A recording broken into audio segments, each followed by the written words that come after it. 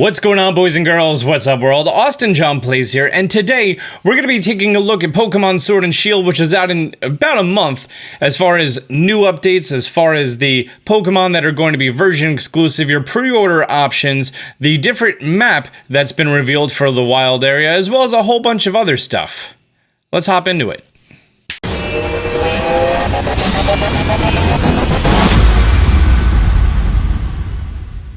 Last week, the world was introduced to Galarian Ponyta, which is somehow not a fairy type, it's psychic type.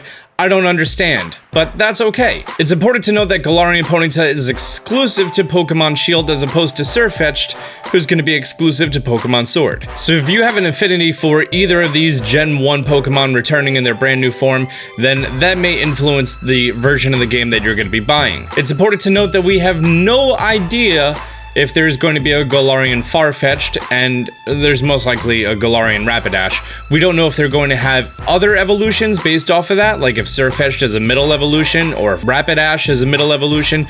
We don't know any of those details. We also don't know if Rapidash turns into a full Unicorn Alicorn and becomes Fairy type as well. And if there is no Galarian Farfetch'd, that means that you'll be able to take your competitive Farfetch'd from your previous games, import it into here, and evolve it into Sirfetch'd, maybe. And you'd be good to go for that. When it comes to the other version exclusives, Pokemon Sword gets access to Dino and Jangmo, and Pokemon Shield gets access to Larvitar and Goomy. Kind of. And what I mean by that is that has to do with which version of the game you pre-order.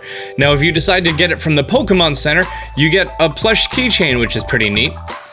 If you get the double pack from the Pokemon Center, you get the plush keychain, and then also there's an inherent bonus that comes with the double pack. I'm gonna review that in a second. If you pre-order the game at Amazon, you get access to a gold backpack. Sorry, a gold studded leather case for your trainer as a customization option, which looks pretty dope. I hope there's gold armor in this game to go along with it. If you pre-order at GameStop, you're going to get a double-sided wall banner that goes between having the box legendaries and the actual map on there. The map looks kind of dope. And as opposed to just being a regular poster, like this one from GameStop, it's shaped like a sports banner, which is pretty neat. Now, if you decide to get the double pack, you're going to get special codes that you're going to be getting a Larvitar and a Jangmo. Well, you're not getting them, you're getting Dynamax crystals, which means that you're going to be able to summon them on will and battle them in battle. Now, we don't know if Jangmo and Larvitar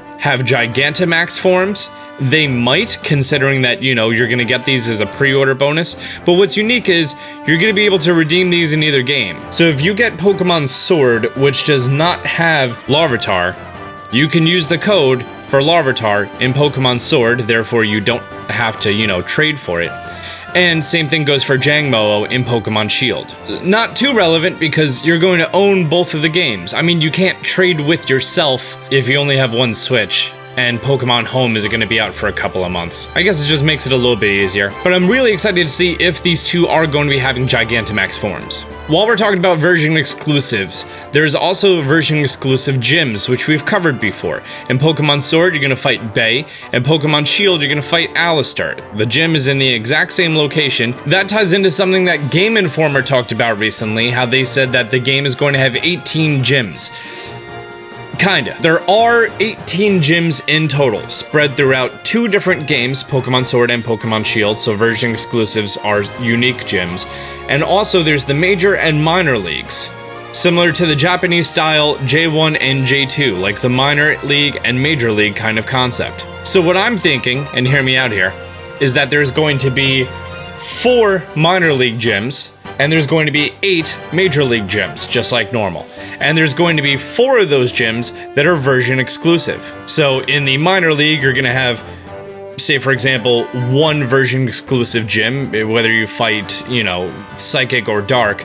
And then in the major league, you're going to be having 3 version exclusive gyms. Or maybe it's 2 and 2. Or there's a chance that it's going to be 6 in the minor league and 8 in the major league, and there's 1 version exclusive in each. We don't know those exact numbers yet. We know that there's 18 spread throughout the major league, minor league, and the version exclusives. Speaking of pre-ordering, if you decide to purchase digitally, you get 12 quick balls. That's not great. I mean, it's better than nothing, but 12 quick balls, is that really gonna help you? But if you're thinking about downloading the game digitally, the actual game size has been leaked. If we look right here, this is the game card if you want to, I guess, buy the game digitally. Right here, 10.3 gigabytes. That means that if you are against physical copies and you want digital only and you want to be able to install it onto your Nintendo Switch, you may need to delete some games in order to have 10.3 gigabytes available. It might be slightly higher than that for the actual installation process, be warned. And if you want to install it to your SD card, make sure same rules apply. 10.3 gigabytes, it's always healthy to have a little bit more available. Now you may be asking, why is it 10.3 gigabytes? That's almost the size that Breath of the Wild was. Is this game going to be as big as Breath of the Wild? Absolutely not. You should not be deceived or under any influence that this game is going to be near the size of Legend of Zelda Breath of the Wild. Legend of Zelda Breath of the Wild is a very, very large world, but they cleverly use the same assets and just move them in different areas with different textures, like the hills and the valleys and the snow area and everything and the desert area. Let's just look at the enemies, for example. In Breath of the Wild, there's Bokoblins, Moblins, Lizalfos, and Keese. I think that's pretty much the end of the not mini boss or unique enemies. Even though it's just them, it's just the same model. They just reuse different textures for when it changes different colors and difficulty.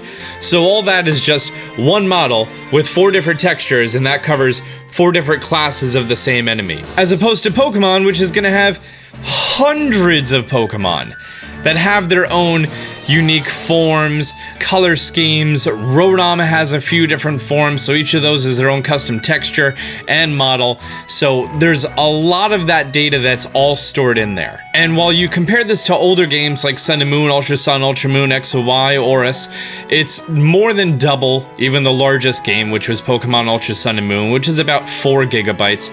And that has a lot to do with the textures of this game. Everything is going to be at 1080p, so the textures are going to be at 1080p instead of how they were on the 3DS when they were displaying at 200, 220, 240p, whatever that number was. It was garbage. So bottom line is, this game is going to be one beefy boy. Clear up 10.3 gigabytes if you're going to be downloading it digitally from Australia the day before release like I am. That brings me to one of my final talking points, is that CoroCoro Magazine's cover for their guide for Pokemon Sword and Shield has leaked. And just like lots of guides, they boast that there's a map, and the very small part of your screen right now is the map. Went ahead and I threw this into Photoshop, and here's the full Galarian map. And what I did is I decided to lay this area over what we've seen in the full map.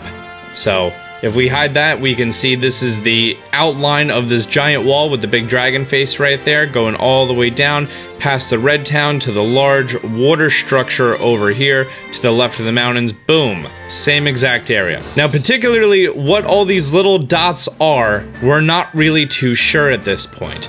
I haven't been able to find any concrete information on this.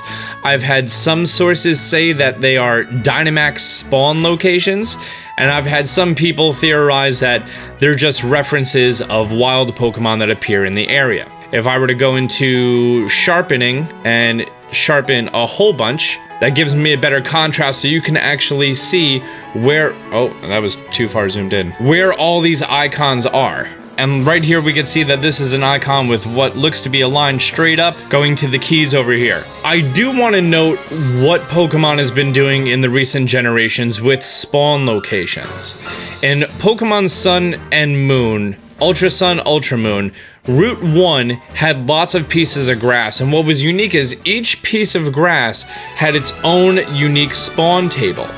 So instead of, think of Gen 1, how all of Route 1 had the same chance to find the same Pokemon, in the more recent games, there are some Pokemon that only appear in certain areas of a route, or some Pokemon are more predominant in certain areas.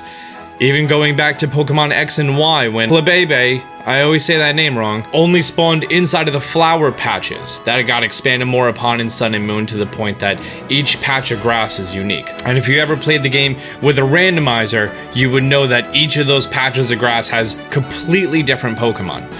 That means that what they can program is every single little zone, gate, fencing of location that they want can spawn different Pokemon. And this is important because it looks like the wild area is just one area.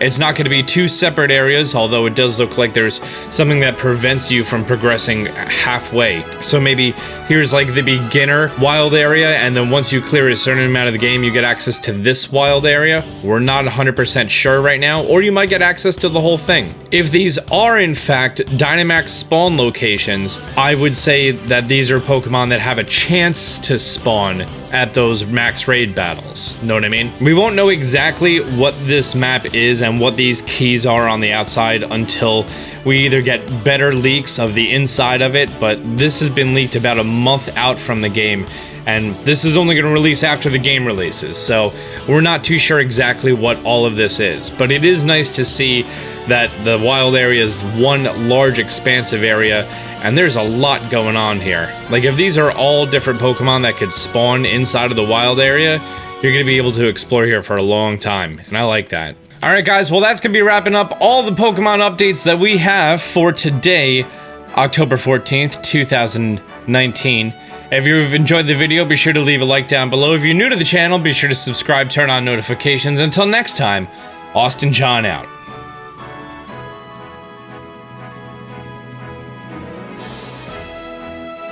Rip Sven.